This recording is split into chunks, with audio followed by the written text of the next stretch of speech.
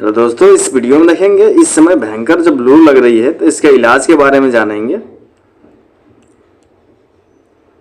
इस वीडियो में हम सीखेंगे कि जो सन स्ट्रोक या हीट स्ट्रोक जिसको लू बोलते हैं हम, ये क्या होता है, इसका कारण क्या है, जो लू लगता है हमें किस कारण से लगता है, और इसका प्रिवेंशन देखेंगे कि इसको हम रोकथाम कैसे करेंगे। सिम्टम्स देखेंगे कि कैसे जानेंगे कि हमें लू ही लगा है, और इसके इलाज के बारे में इस वीडियो में देखेंगे।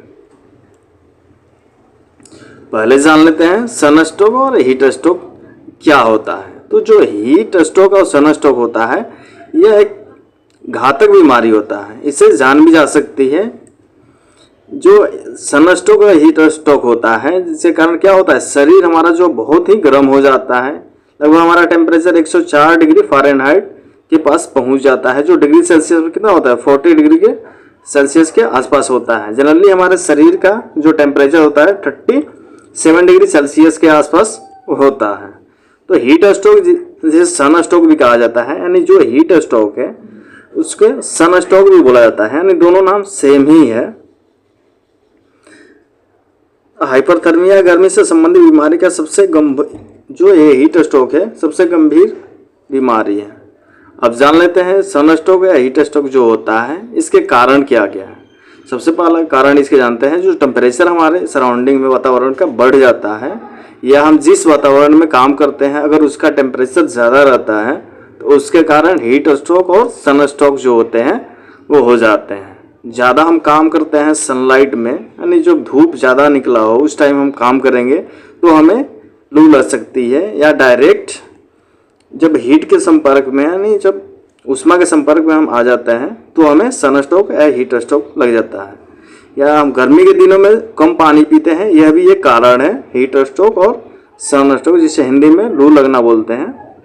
आगे जान लेते हैं इसके सिम्टम्स, यानी कैसे पहचानेंगे कि हमें लू लगा है। तो सबसे पहला हमारा सिस्टम हो जाएगा हेडेक हो जाएगा, हमारा जो हमारा बॉडी का टेम्परेचर है वो बढ़ जाएगा, हमारे जो होगा कन्फ्यूजन हो जाएगा हमारे दिमाग में, जो हमारा हार्ट रेट होता है वो काफ़ी बढ़ जाता है, नोजिया होगी हमें, स्किन हमारे जो त्वचा हमारी है वो लाल हो जाएगी, कभी कभी फिट मार देता है, कोमा में बनना चला जाता है, शरीर में काफ़ी कमी हो जाती है, और जो हमारा जो ब्रीथिंग है सांस लेने का है वो काफ़ी बढ़ जाता है। इस समय हमें जब लगता है तो काफ़ी प्यास लगती है। और जान लेते हैं इसके प्रिवेंशन है, रोकथाम के लिए हम क्या करेंगे। तो सबसे पहले हमें जब लू लगती है तो हमें क्या करना चाहिए, इससे बचने के लिए हमें शराब को छोड़ देनी चाहिए, अल्कोहल नहीं लेना है हमें, हल्के कपड़े सूती के कपड़े पहनने चाहिए, हल्के पहनने चाहिए। जब धूप में जाते हैं तो हमें क्या करना चाहिए, पूरे शरीर को ढक के हमें बाहर निकलना है। जब बाहर हम निकलते हैं तो कैप वगैरह पहन के ही चलना है।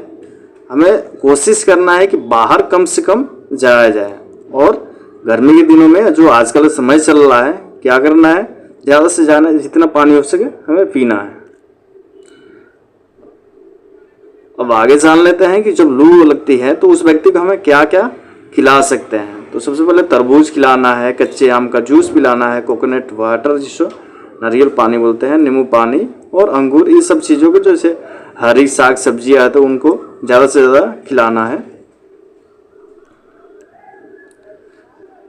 अब ट्रीटमेंट के बारे में, जो घरेलू ट्रीटमेंट होता है उसके बारे में देख लेते हैं। तो हमें क्या करना है, जो हमारा जिसको लग गया है, लू लग गया है जिस व्यक्ति, तो उसे क्या करना है, सुला देना है और उसका जो पैर है ऊपर की तरह कर देना है। यहाँ कुछ लगा देंगे हम, इसके पैर ऊपर कर देना है। हवादार कमरे में उसे ले जाना है जिसमें AC फैन लगा हो, उस कमरे में उस व्यक्ति को रखना है। ज़्यादा से ज़्यादा हमें कोशिश करना है उससे पानी पिलाया जाए। कोल्ड कंप्रेशन का मतलब होता है उस व्यक्ति के शरीर के पूरे कपड़े निकाल के हमें ठंडे पानी को स्पॉन्ज में यानी कपड़े में भिगाकर पूरे शरीर को उसे पोंछना चाहिए। और ट्रीटमेंट के बारे में जान लेते हैं। तो हमें क्या करना है, सबसे पहले जो व्यक्ति आता है जिसको लू लगा है उसे क्या करना है, BP हमें मॉनिटर करना है। इस समय ये होता है कि BP लगभग लो हो जाती है व्यक्ति को, जब लो। अब पल्स रेट हमें मेजर कर लेना है, डायबिटीज़ चेक कर लेना है कि कहीं व्यक्ति को डायबिटीज़ तो नहीं हुआ है। उसके बाद हमें क्या करना, आई फ्लूइड रहना है जिसमें RL होगा, DNS होगा, NS, जो जैसा मरीज होगा उस हिसाब से हमें लगाना है। और उसमें इस समय जब लू लग जाती है तो उस समय शरीर काफ़ी कमज़ोर पड़ जाता है, जिसके लिए हमें मल्टीविटामिन क्या है कि इंजेक्शन उस ड्रिप में लगा के हमें व्यक्ति को देना है। अगला ट्रीटमेंट जान लेते हैं। जब किसी व्यक्ति को लू लग जाता है तो हमें क्या करना है, RL या कोई सी भी बोतल एक लेनी है जो उस व्यक्ति के लिए ज़रूरी हो, और उसमें क्या करना है, एक मल्टीविटामिन का इंजेक्शन लगा के उस व्यक्ति को चढ़ाना है।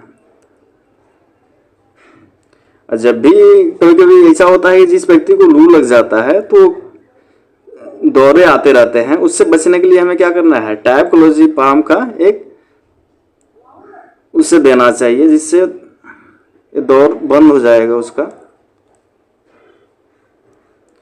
आगे देख लेते हैं। अगर किसी व्यक्ति को लू लगा है तो उसको हमें क्या क्या परहेज करना चाहिए, क्या क्या दवा नहीं दे सकते हैं उसको। तो सबसे पहले हमें पैरासीटामोल उस स्थिति में नहीं देना है जिस व्यक्ति को लगा, टैब एस्पिरिन नहीं देना है और आइबुप्रोफेन नहीं देना है। Thank you.